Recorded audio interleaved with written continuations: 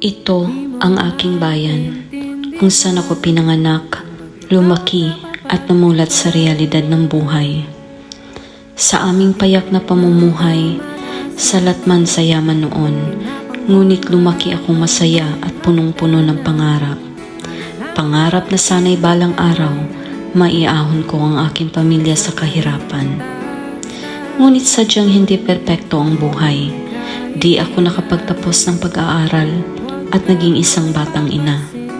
Dito, sa bayang ito, naranasan ko ang kahirapan ng buhay. Ngunit dito rin pala ako aahon sa pagkakadapa. Nangarap akong muli, di lang para sa aking pamilya, maging sa aking tangi at pinakamamahal na anak. Isa sa pinakamalaking pagbabago sa aking buhay ay ang pagiging isang ina sa murang edad. Hindi madali ang maging magulang habang ako mismo ay nangangapa sa direksyon ng buhay. Maraming beses akong nadapa, nasaktan at nawalan ng lakas ng loob. Ngunit sa bawat pagkabigo, pinipilit kong bumangon at bumawi sa buhay para sa aking anak, para sa sarili ko at para sa kinabukasan naming dalawa. Sa pag-aaral at sa trabaho, maraming sakripisyo ang aking kinailangan. Ngunit bawat pagod ay sulit kapag naaalala ko kung bakit ako nagsusumikap. Naging sandigan ko ang pananampalataya, tiyaga at pagmamahal ko sa aking anak.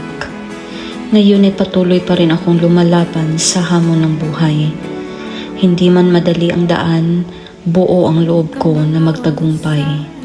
Ipinagmamalaki ko ang lahat ng aking pinagdaanan dahil ito ang dahilan kung bakit ako matatag ngayon. Hindi naging madali ang buhay ko noon, pero wala akong nikatiting na pagsisisi. Hinubog ako ng panahon. Kung ano man ang narating ko ngayon, utang ko lahat sa aking ama't ina. Patuloy pa rin ang aking paglalakbay sa landas ng buhay. May mga bagong hamon at oportunidad, pero dala ko ang mga aral na natutunan ko mula sa aking nakaraan. Naniniwala ako na ang bawat karanasan ay mahalaga at may dahilan. Ang aking buhay ay hindi perpekto, ngunit ito ay totoo at puno ng kulay. Habang ako ay patuloy na nabubuhay, nais kong maging inspirasyon rin sa iba. Na sa kabila ng mga pagsubok, may pag-asa at liwanag na naghihintay sa dulo ng lahat.